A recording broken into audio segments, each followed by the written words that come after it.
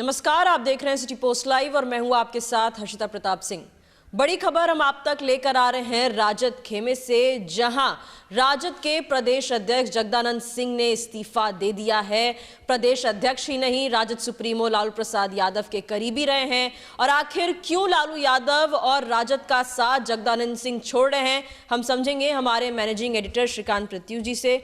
Sir, क्यों इस तरीके से राजद का साथ, लालू यादव का साथ छोड़ रहे हैं जगदानंद सिंह? देखिए, जगदा बाबू चुनाव का जो नतीजा है उपचुनाव का, उससे काफ़ी दुखी हुए, आहत हैं, क्योंकि 4 सीटों का उपचुनाव हुआ था और चारों में से 3 सीटों पर महागठबंधन का कब्जा था। आपको पता ही है। एक सीट है बेलागंज, जहां से 35 साल से सुरेंद्र यादव जीत रहे थे, अब वो सांसद बन गए हैं। उनका बेटा चुनाव लड़ रहा था, हार गया। जेडीयू पहली बार वहाँ जीत गया है। रामगढ़ सीट, जहाँ से जगता बाबू का परिवार ही जीतता रहा है, आरजेडी के लोग ही जीतते रहे हैं, माना जाता है कि वो आरजेडी का गढ़ है, लेकिन वहाँ भी हारे ही नहीं बल्कि तीसरे नंबर पर पहुँच गए जगदानंद सिंह के बेटे अजीत सिंह। वहाँ बीएसपी से लड़ाई थी बीजेपी की, तो ये तो बहुत अपमानजनक हार थी, तो उससे भी दुखी थे जगदा बाबू। तो मुझे लगता है कि, और तीसरा कारण है कि उनकी उम्र भी ज़्यादा हो चुकी है।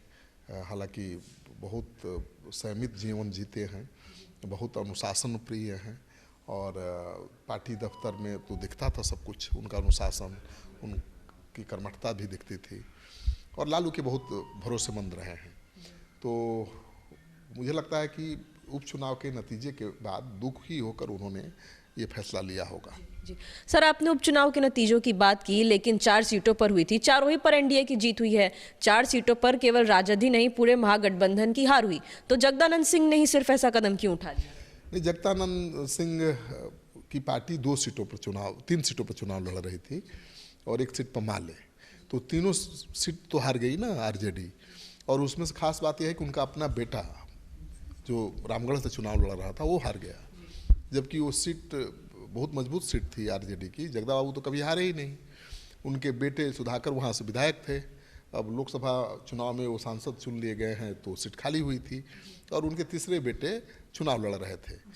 तो उनकी को जो करारी हार मिली है, दूसरे नंबर पर भी रहते तो थोड़ी इज्जत बचती। तो बीएसपी से 1300 वोटों से जीती है बीजेपी, और ये तो तीसरे नंबर पर है। तो बहुत झटका लगा है उनको, दुख हुआ होगा, और उम्र भी ज़्यादा हो गई है। अब जगदा बाबू कितना मेहनत करेंगे? लालू जी के समकक्ष नेता है।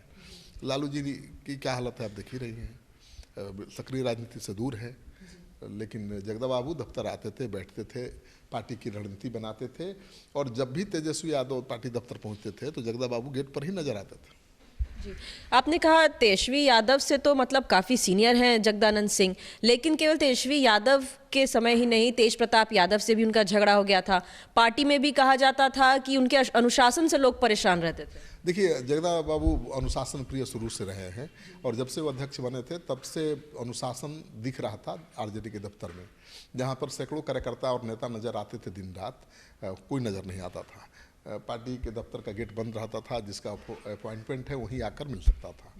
तो इस अनुशासन से तो नाराज थे आरजेडी के लोग, नेता कार्यकर्ता, और रघुवंश प्रसाद सिंह जो आरजेडी के कद्दावर नेता हुआ करते थे, वो भी नाराज थे। उन्होंने तो ये कह दिया था कि पटना डीएम का दफ्तर बन गया आरजेडी का दफ्तर, मतलब डीएम के दफ्तर में जाने में कितनी मुश्किल होती है, उतनी ही मुश्किल हो रही है एक राजनीतिक पार्टी के दफ्तर में जाने में। तो नाराजगी तो थी, लेकिन जगदा बाबू अलग मिजाज के हैं, वो अनुशासन के साथ कोई समझौता नहीं कर सकते, कभी किया भी नहीं, ईमानदार छवि रही है, तो वो तो झुके नहीं कभी। और इसी वजह से तेज प्रताप यादव से भी उनकी नहीं बनी, और तेज प्रताप यादव ने इतना परेशान कर दिया उनको कि उन्होंने 2022 में ही जाकर लालू यादव को इस्तीफा दे दिया था, लेकिन लालू यादव ने उनको मना लिया था, और अब तक वो बने हुए थे। जी, आपने कहा लालू यादव ने मनाया तो उन्होंने फैसला बदला, लेकिन एक बार फिर इस्तीफा दिया है। अभी लालू यादव दिल्ली में है स्वास्थ्य कारणों से, जल्द लौटने वाले हैं पटना। क्या लगता है, इस बार लालू यादव मनाएंगे या छोड़ देंगे, हाथ से जाने देंगे जगदानंद सिंह को? देखिए, ऐसी बात है कि उस समय परिस्थिति अलग थी। तेज प्रताप से नाराज होकर उन्होंने इस्तीफा दिया था, तो अगर वो इस्तीफा मंजूर कर लेते लालू यादव, या जगदा बाबू अड़ जाते इस्तीफा वापस नहीं लेने पर, तो आरजेडी की बहुत फजीहत होती, क्योंकि लालू के बेटे से नाराज होकर उन्होंने इस्तीफा दिया था। तो लालू जी ने मना लिया, और लालू जी की प्रतिष्ठा को देखते हुए जगदा बाबू भी मान गए थे। लेकिन इस बार तो ऐसी कोई बात नहीं है।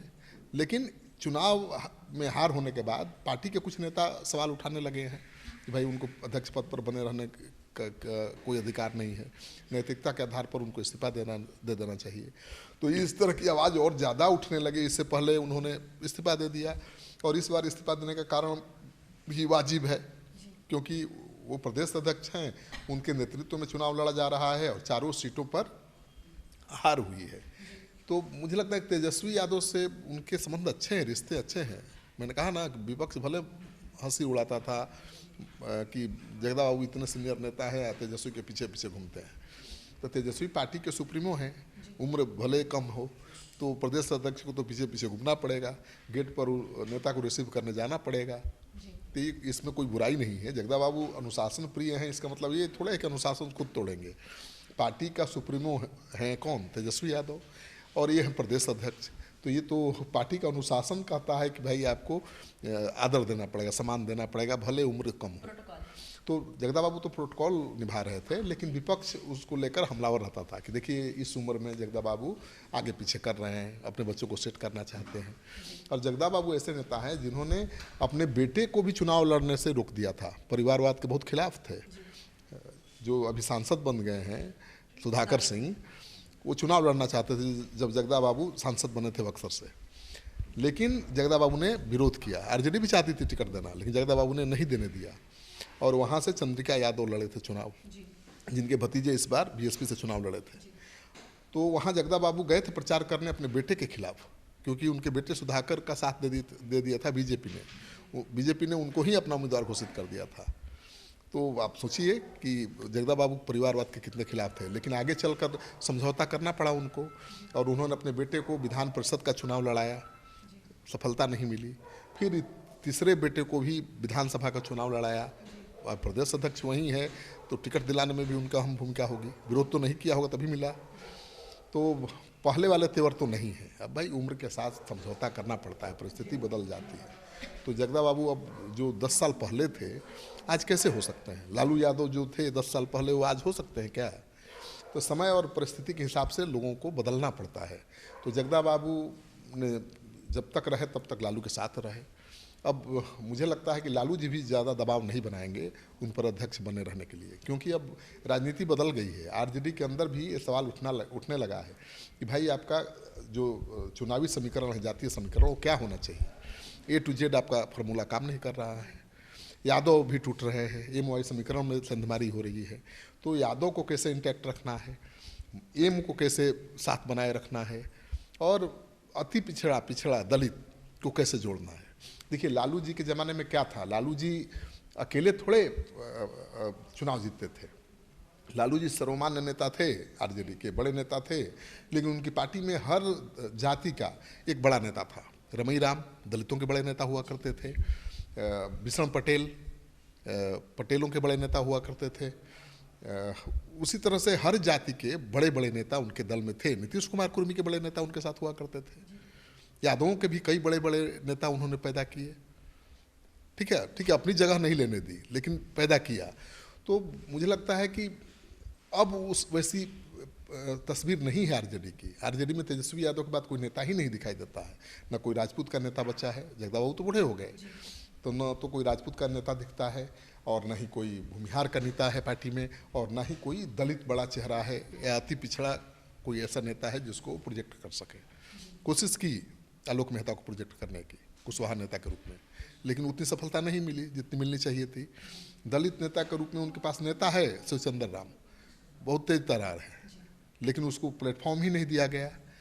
प्रदेश अध्यक्ष उनको बनाया जा सकता। मुझे लगता है कि अभी जो राजनीति बदल रही है, तो मुझे लगता है कि शिवचंद्र राम जैसे किसी दलित को पार्टी की कमान हाथ में दी जा सकती है, क्योंकि भाई आपको यादव मुस्लिम इंटैक्ट रखने के बाद भी आप सरकार नहीं बना पाएंगे, चुनाव नहीं जीत पाएंगे।